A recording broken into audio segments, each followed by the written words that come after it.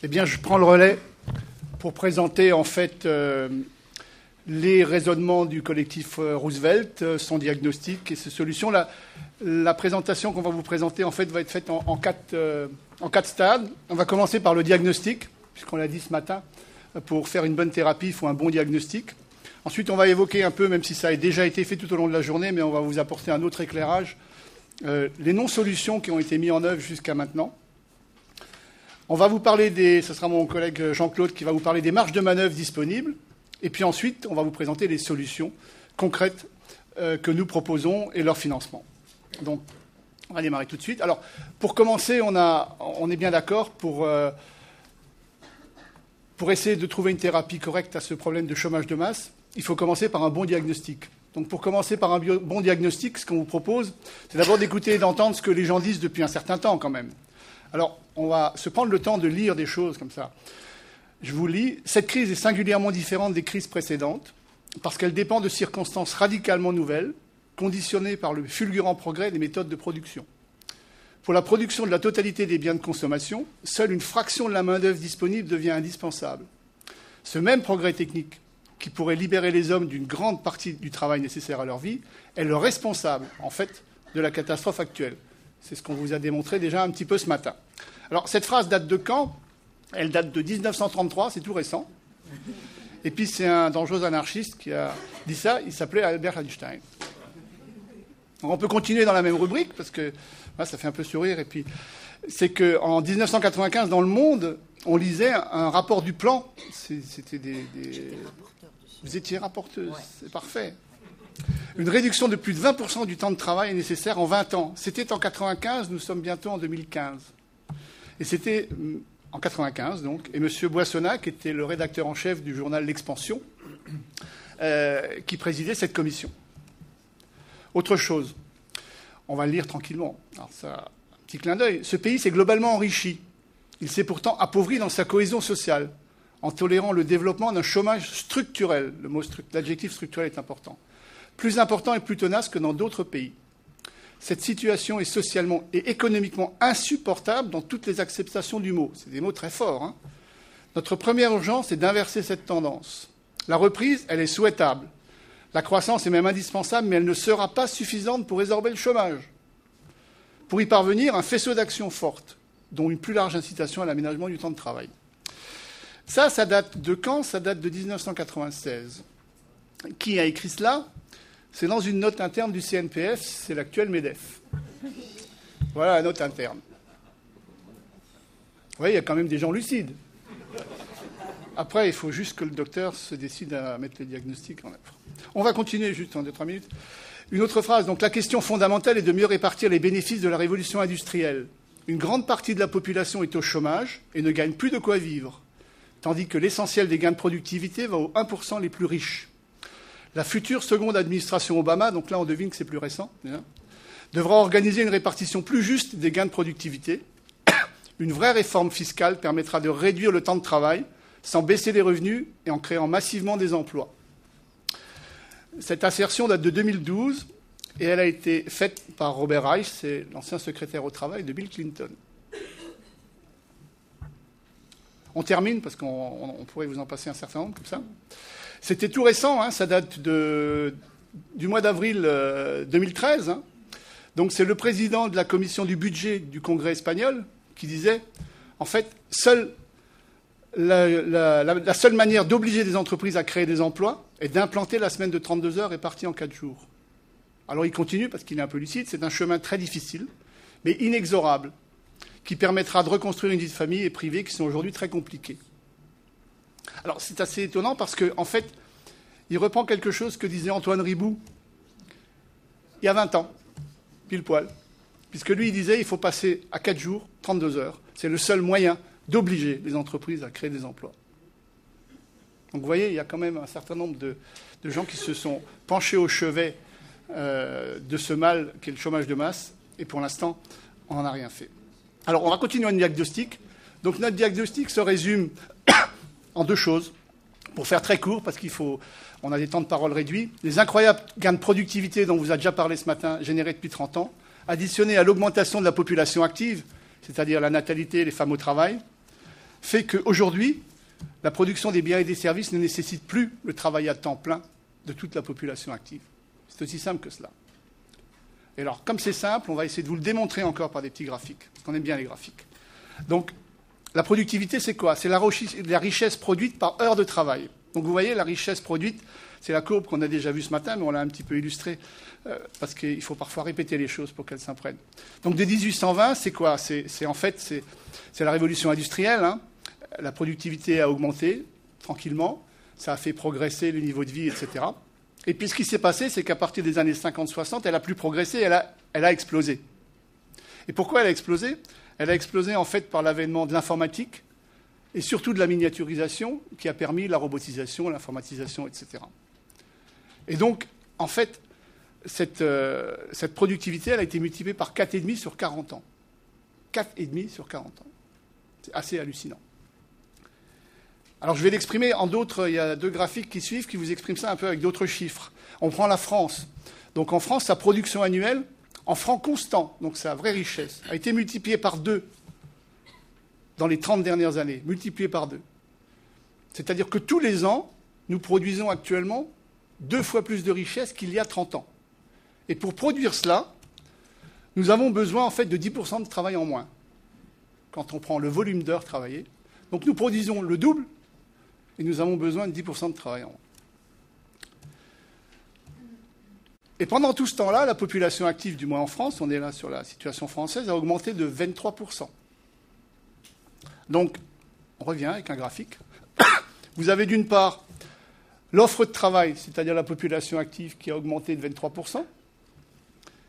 Vous avez le besoin de travail, lui, qui a diminué de 10%. Et pour ceux qui cherchent ailleurs où est l'écart, c'est le chômage de masse. Alors, quand on a compris cela, et qu'on l'a bien assimilé, on voit une chose, et là les adjectifs sont très importants. Ça veut dire une chose, c'est que le sous-emploi, je préfère utiliser le mot sous-emploi que chômage, n'est pas conjoncturel, il n'est pas conjoncturel, il est structurel. Et ça, c'est très important, parce que pour une maladie conjoncturelle, les remèdes sont différents pour une maladie structurelle. Or, pour tous nos états-majors, tous les gens qui nous parlent, on parle de conjoncture, on travaille sur les effets, on essaye de faire que la conjoncture s'améliore, la croissance va revenir, etc. Or non, il faut s'attaquer aux racines du mal. La racine du mal, c'est le structurel. Or, le structurel dépendant des hommes, puisque c'est nous qui avons organisé les structures de nos sociétés, il peut donc être changé. Et ça, c'est vrai dans tous les pays occidentaux. On parlait ce matin de taux d'occupation des populations. Donc aux États-Unis, elle est effectivement de l'ordre de 63. Et alors, il y a un article qui est paru dans Le Monde. Alors, ça veut dire, ça concrètement, 63%, c'est 2 Américains sur 3.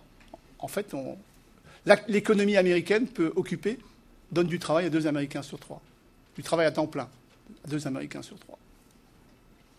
Mais surtout, le taux de chômage officiel, 7 à 8%. Donc quand on voit le taux de chômage officiel, on dit qu'ils sont performants. Il faut les copier, il faut faire comme eux. Mais ils n'occupent que 2 personnes sur 3. Et alors, il y a une semaine, c'était le week-end dernier, je regarde, ouais, c'était dimanche et lundi dernier, il y a un article dans Le Monde qui disait ça. Donc, il parlait de l'économie américaine qui est partie. Vous avez tous entendu dire qu'elle est repartie, l'économie américaine. Sauf qu'il y avait une petite phrase que les commentateurs télévision n'ont pas repris. C'est que la part de la population qui a un travail ou qui en cherche est tombée à 62%, 62,8%. C'est le chiffre le plus bas enregistré depuis mars 78, pardon. Donc l'économie américaine est repartie, mais il y a de plus en plus de chômeurs et de gens laissés de côté.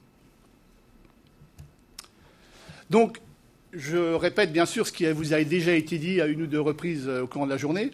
La pseudo-réussite de certains pays avec un chômage apparent plus faible, donc le taux de chômage, provient en fait de choix politiques pour gérer le sous-emploi structurel, donc les temps partiels, le travail féminin, les petits boulots, etc. Et puis le traitement statistique. C'est ça qui nous fait dire que, tiens, tel pays est plus enviable parce qu'il n'a que 5, 6, 7%, alors que nous avons 9, 10, 11. Alors que la réalité effective du sous-emploi, elle est, à quelques décimales près, la même dans tous les pays européens. Alors, notre diagnostic continue, c'est que le partage du travail aujourd'hui, il existe déjà. On en a parlé ce matin, Jean-Marie Perbos nous en a fait la démonstration. Mais bien sûr, ce partage se fait selon les lois du plus fort. C'est-à-dire, je reprends des choses qui ont été dites, ceux qui ont un emploi à temps plein, qu'on presse comme des citrons pour en extraire le maximum. Il y a ceux qui n'ont pas de travail et qui très vite sont éjectés de la société, plus de quoi vivre dignement. Et puis entre les deux, et de plus en plus entre les deux, il y a tous ceux qui ont des petits boulots, ou qui passent d'un boulot à l'autre, etc., mal payés, de plus en plus précaires surtout, et qui ne peuvent plus, ou de moins en moins bien, subvenir à leurs besoins de base. Et ne parlons pas d'imaginer le moindre avenir. Donc ça, c'est la situation actuelle. Donc, important, le partage du travail existe déjà. Il se fait simplement par la loi du plus fort. Donc, notre solution au collectif Roosevelt, c'est de partager le travail autrement. Et ça, c'est un choix politique et un choix de société qui doit remettre l'homme au service de l'économie et non pas l'inverse. Alors, l'inverse. Pardon, l'économie au service de l'homme, j'ai dit l'inverse. Je m'en excuse. C'est bien, c'était juste pour vérifier si vous suiviez ou pas. Je suis rassuré. Alors, pour sourire un petit peu, on va parler de croissance, puisqu'on en a parlé ce matin. Vous savez, vous lisez les journaux, tout le monde nous dit la seule solution, c'est la croissance. Donc, il y a déjà un certain nombre de personnes, d'orateurs, qui vous ont dit que ce n'était pas la solution. Je vais essayer de vous en convaincre si c'était encore nécessaire. Donc, d'abord, ça, c'est pour vous faire sourire. C'est ce qu'on nous raconte depuis 50 ans. Donc, on voit en 76, c'est pas très lisible, je crois, donc je vais vous le lire. En 76, un monsieur Raymond Barre, qui était Premier ministre de la France, disait « On voit enfin le bout du tunnel ». En 83, c'était Pierre Mauroy, Premier ministre aussi, qui disait « Tous les feux passent au vert, nous sortons de la crise ». En 95, c'est Édouard Balladur, à la même poste, Premier ministre. La croissance est repartie. En 2003, c'est Raffarin qui nous disait « Des signes encourageants de croissance ». Puis vous voyez, la courbe en bas, elle confirme tout à fait ce qu'ils disent. Et puis Nicolas Sarkozy qui, en 2008, disait « J'irai chercher la croissance avec les dents ». C'est redoutable. Donc voilà le discours. Donc le discours continue, bien sûr. Et alors quand on prend les non-solutions, puisqu'on va passer rapidement en revue les non-solutions actuellement mises en œuvre, donc la première non-solution, c'est de continuer d'espérer la croissance. Vous l'avez vu, la courbe de la croissance, c'est celle-là. Les petits pointillés, c'est juste pour rappeler à tout le monde qu'en France, c'est les chiffres français, en France, pour simplement maintenir le taux de chômage, c'est-à-dire non pas pour le faire reculer ou inverser la courbe, comme il paraît que c'est l'objectif, il faudrait entre 2 et 2,5% de croissance. Non pas pour faire reculer le chômage, pour éviter qu'il s'aggrave. Or, depuis à peu près maintenant 50 ans, ça se balade comme ça. Dans les années que nous vivons actuellement, on en est là. Alors, c'était pas prévu, mais il y en a un qui a déjà utilisé la diapo. Même si de temps en temps, il y en a un qui trouve, ça y est, il a trouvé avec le microscope 0,1% de croissance quelque part. Mais on voit bien qu'avec cet historique-là, dire qu'on mise tout sur la croissance et que la solution, ça sera la croissance demain, nous, on préfère pas y croire et essayer de trouver d'autres solutions. Une deuxième raison pour laquelle la croissance n'est pas la solution, c'est que de toute façon, même s'il y a de la croissance, elle ne générera pas de création d'emplois significative. Ce qu'on a vu aux États-Unis, là, je vous ai passé l'article, c'est le cas. Et en fait, pourquoi ? La robotisation, l'automatisation, etc., les gains de productivité, toujours eux, vont faire que les entreprises peuvent demain se développer de façon relativement significative sans embaucher le moindre personnel en plus, du moins globalement parlant. Une troisième raison, c'est que même si la croissance revenait et même s'il y avait des embauches et des créations d'emplois, elles ne seraient pas suffisantes. Et là, on revient sur l'article des États-Unis avec un superbe titre que même certains journalistes n'ont pas compris, c'est que la création d'emplois reste soutenue, mais le chômage progresse. Donc voilà une économie qui décolle, c'est ce que vous avez lu depuis 8 jours dans tous les journaux, avec des créations d'emplois, 200 000 emplois ils ont créé. Puis la ligne en dessous, ils disaient, ouais, mais le chômage progresse. C'est que même quand ils en ont créé, on n'en créera jamais assez par rapport aux besoins. Donc la croissance, on n'y croit pas trop. Deuxième option qu'on nous propose actuellement, c'est d'améliorer notre compétitivité coût. Ah oui, c'est important, la compétitivité coût. Bien sûr, en abaissant le coût du travail, bien sûr des salariés, pas des cadres dirigeants. Non. Donc, abaisser le coût. Alors, pourquoi est-ce que ce n'est pas la solution ? Je vais essayer de vous le démontrer. D'abord parce qu'on a déjà beaucoup fait avec les non-résultats qu'on connaît. Et ça, le fait qu'on en a déjà beaucoup fait, c'est relativement peu connu. Je vais vous le démontrer également. Nous voilà en France, avec un salarié non cadre, payé à temps plein. Il a quand même un CDI à temps plein, payé au SMIC, vous vous rendez compte ? 1 430,25 € d'un coup, tous les mois, vous vous rendez compte ? Donc à côté, là, c'est une feuille de paye classique, hein, donc octobre 2013, c'est tout à fait actuel. Il s'est déclenché tout seul, celui-là, tiens. Vous avez le taux de cotisation assumé par les patrons. Donc vous additionnez, tout ça, c'est des pourcentages. Donc effectivement, on arrive aux cotisations patronales, 44,8% du salaire brut. Et ce que vous lisez dans tous les articles qui comparent les pays européens, en France, le travail est très cher, puisque les patrons cotisent 45%. Et encore, c'est un minimum, ça, puisqu'il n'y a pas de mutuelle, etc. 45% du salaire brut. C'est beaucoup, et on est beaucoup plus que d'autres qui n'ont que 35, etc. Donc le problème, c'est que quand on est un peu attentif, on voit qu'il y a là une ligne où il n'y a rien. On dit, qu'est-ce que c'est que ce truc-là? Alors on l'agrandit, on voit réduction Fillon, moins 401,90. Et alors, quand on vérifie tout en bas de la feuille de paye, on voit effectivement, cotisation patronale, c'est 228,54. C'est pas les 640 annoncés quand on additionne. Donc ça veut dire qu'aujourd'hui, là, au moment où on parle, les cotisations patronales pour un employé payé au SMIC, elles sont de 16% du brut, et pas de 45%. Et les cotisations salariales, 23%. Mais on fait comme si, c'est-à-dire qu'on additionne les cotisations, on fait le calcul, puis après, on fait une exonération. En fait, c'est un remboursement.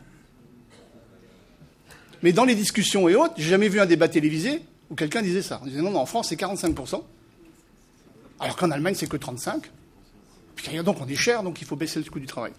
Alors bien sûr, ça c'est valable pour un certain nombre de salariés, puisque ces réductions Fillon sont valables jusqu'à 1,6 fois le SMIC. Donc j'ai pas voulu vous faire l'injure de remettre des feuilles de paye avec tous les SMIC. Donc vous avez là pour 1,25, 1,5 fois le SMIC, et vous voyez que ça se réduit, enfin la réduction se réduit, donc le taux de cotisation augmente, et en fait on arrive au taux plein à partir de 1,6 fois le SMIC. Donc pour 1,25 SMIC, c'est la deuxième colonne, les cotisations patronales sont de 31%, et toujours pas les 45%. Pour 1,5 fois le SMIC, c'est 41%, toujours pas les 45%, et c'est à partir de 1,6 qu'on arrive à 44-45%. Alors ce qui est intéressant, c'est de savoir qu'en France, le salaire médian, il est là. C'est 1 712 euros, c'est les chiffres 2011. Le salaire médian, il est là, 1 712 euros net, c'est-à-dire 2 250 bruts. Tous ces montants, c'est des bruts. Donc il est là. Ça veut dire quoi? Ça veut dire qu'en fait, pour 50% des salariés français, la baisse des coûts, elle a déjà eu lieu et elle est très, très, très significative. Mais on n'en parle jamais, jamais, jamais. C'est top secret, c'est un secret d'État. Plus maintenant. Alors, autre raison pour laquelle abaisser les coûts de travail. Donc, première raison, c'est que, c'est déjà fait. Donc, on peut continuer encore longtemps. 2, il y aura toujours quelque part dans le monde de la main-d'œuvre moins chère. Toujours. Alors, bien sûr, quand on pense à la main-d'œuvre moins chère, on pense à ce genre de photos des pays asiatiques ou bien l'armée d'ouvriers chinois dans une usine chinoise. Mais il ne faut pas aller si loin que ça. Parce que s'il faut abaisser le coût du travail, je vous rappelle juste pour mémoire, ça c'est pas très loin d'ici, nous sommes à Strasbourg, au cœur de l'Europe, mais au cœur géographique, hein, donc c'est à moins d'une journée de travail. La Tchéquie est moins loin de Strasbourg que Paris. Hein, c'est 400 km, Paris c'est 500. La Pologne, c'est 349 euros le salaire minimum. La République tchèque, c'est 319. La Hongrie, c'est 281. La Roumanie, 157. La Bulgarie, 123. Donc vous voyez, il va falloir quand même qu'on fasse beaucoup, beaucoup d'efforts de compétitivité coût avant d'être vraiment compétitif, quoi. Ça va être difficile. Hein. Donc pour nous, c'est pas vraiment la solution, quoi. Et puis, troisième élément qu'on ne répète absolument jamais et qu'on ne dit jamais, c'est que la notion de compétitivité coût, c'est-à-dire l'ensemble des cotisations, taxes, fiscalité, parce que la compétitivité coût, ça intègre également la fiscalité, elle bénéficie aussi aux entreprises, qui bien sûr se gardent bien de le dire et d'en parler. Parce que, elles bénéficient de l'éducation et de la formation de leurs salariés, quand même. Elles bénéficient des infrastructures dont elles bénéficient, hein, les routes, les autoroutes, les chemins de fer, etc., les aéroports. Tout ça, c'est quand même financé avec les cotisations, taxes, fiscalité, etc. Les commandes publiques dont elles bénéficient, et qui sont quand même relativement conséquentes. Et puis, bien sûr, la stabilité politique que ça procure jusqu'à un certain point. Donc voilà. Voilà les 3 raisons pour lesquelles la compétitivité coût, pour nous, c'est pas une solution. Et puis le dernier, Dominique Manat en a parlé un petit peu, travailler plus, plus fort, bien sûr, plus longtemps, plus intensivement, plus précairement, surtout. Hein. C'est pas non plus vraiment une solution, puisque se pose la question pour produire quoi, et puis pour quelle croissance. Donc voilà. Donc les non-solutions qu'on nous propose actuellement, nous on n'y croit pas, et on trouve que c'est même des anti-solutions. Donc notre diagnostic, le chômage de masse, je le résume, qui sévit depuis 30 ans en France mais en Europe, n'est pas conjoncturel, il est structurel. C'est vraiment très très important parce que ça change, le diagnostic changeant, on change complètement la thérapie. Et à ce titre-là, le pouvoir politique, où il y a le pouvoir et le devoir de changer les choses. La structure qui organise nos sociétés, ce sont des choix humains. À partir du moment où c'est des choix humains, on peut donc les changer.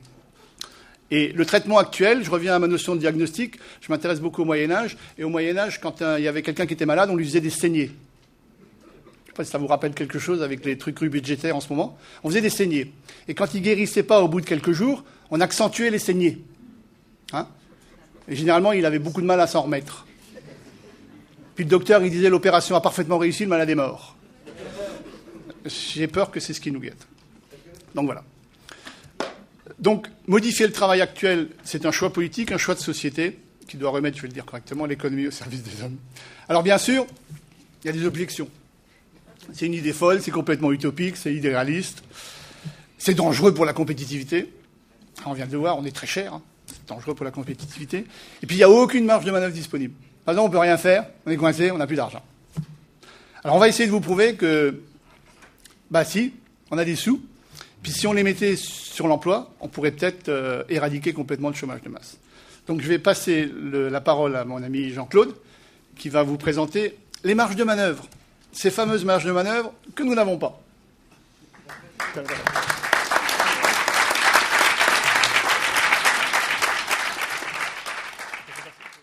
Voilà, parce que ça n'est pas terminé.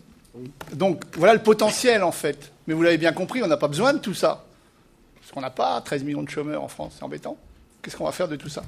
Donc plus sérieusement, qu'attendons-nous? C'est fait qu'effectivement, il faut faire des choix, il faut prendre des décisions.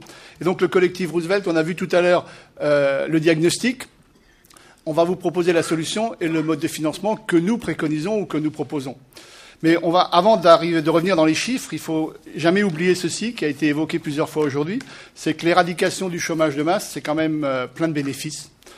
Le mot bénéfice est employé à dessein. D'abord parce que toutes les personnes qu'on va remettre dans l'emploi vont consommer l'essentiel de ce revenu.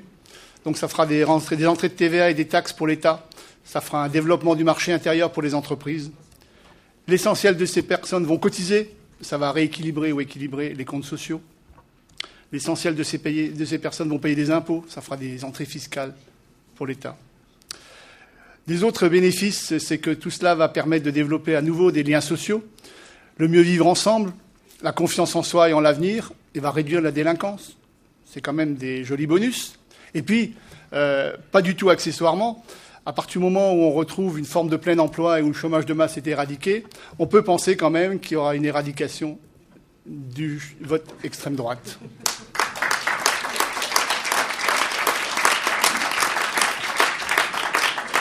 Donc, important, l'éradication du chômage de masse nécessite un pacte social.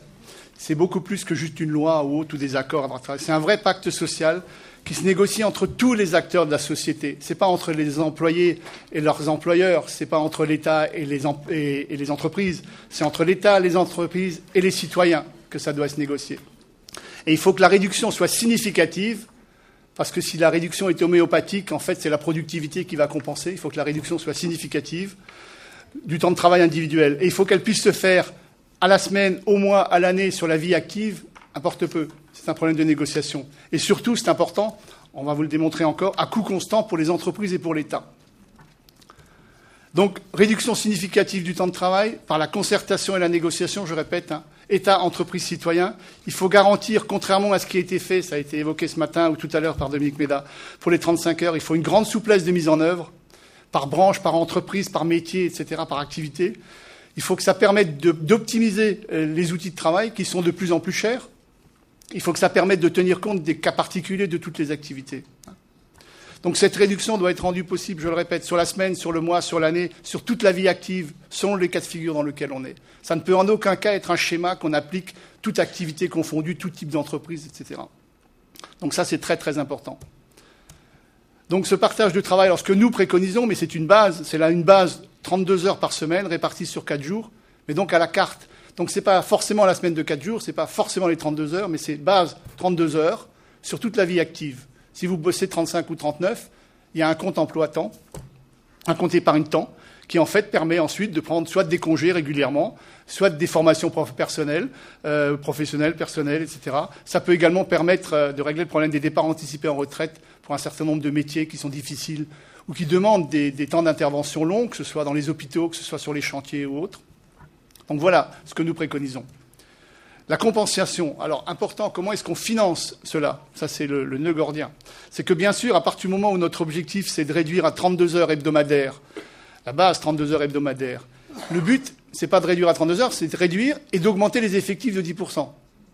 Il faut que les deux soient liés, bien sûr, ce qui n'était pas fait dans la deuxième loi Aubry. Donc, bien sûr, on augmente la masse salariale de 10%. J'embauche 10% de salariés en plus, ma masse salariale augmente de 10% demain matin. Problème. On vous a dit à coût constant. Donc, on évoque 5 pistes de solutions. Ce sont des exemples. On peut très bien, à partir du moment où une société ou une collectivité, la France, cherche à abolir le chômage de masse, on peut très bien imaginer que les cotisations chômage des entreprises soient supprimées, tout ou partiellement. Tout ou partiellement. Le débat reste ouvert. Bien sûr, sous condition d'embauche. On peut imaginer que ça soit financé, on l'a vu tout à l'heure, et les études sur les 35 heures l'ont démontré, les gains de productivité possibles par une réorganisation d'entreprise sont à minima de 2%. Parce que quand on réorganise les systèmes, etc., on fait des gains, on remet en place les procédures, etc.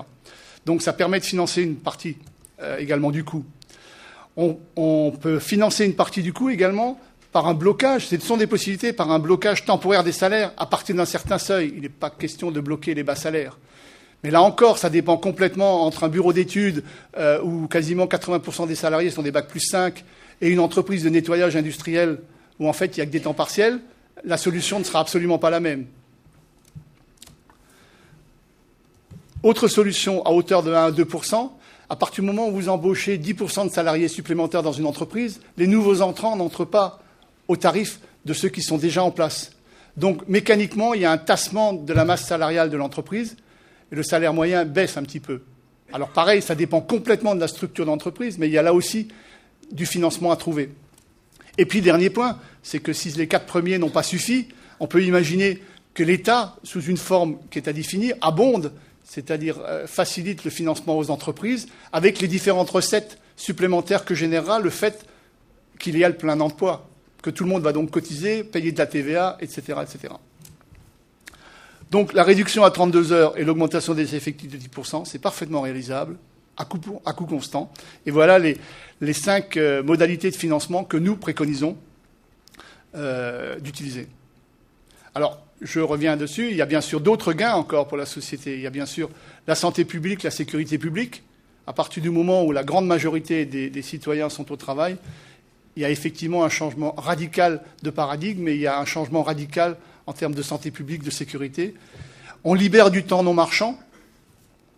On développe les activités de l'économie sociale et solidaire parce qu'il y a du temps pour ça.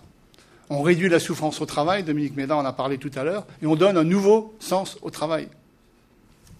Accessoirement, un débat d'actualité, à partir du moment où vous travaillez par exemple 4 jours par semaine, le problème de l'ouverture des commerces le dimanche se pose quand même beaucoup moins. Donc un autre partage du travail est possible, maintenant, c'est ce que nous préconisons avec notre diagnostic et nos solutions. En France, pourquoi pas organiser un Grenelle du partage du travail? Au niveau européen, pourquoi pas lancer une initiative citoyenne européenne. Donc, c'est la dernière diapo de notre exposé. Ça résume un peu notre démarche. Éradiquer le chômage de masse, c'est possible. C'est la seule solution. C'est la seule solution. Toutes les autres ont échoué. Pour éradiquer le chômage, pour créer de la cohésion sociale, pour rééquilibrer les comptes sociaux, pour en finir avec l'austérité et donc, du coup, recréer un marché intérieur, faire reculer le vote d'extrême droite, inventer la sobriété heureuse, comme dirait Pierre Rabhi, ou le bien vivre ensemble de Patrick Vivray. Voilà. Donc ça suppose un nouveau pacte social, 32 heures, 4 jours, mais c'est une base. Merci.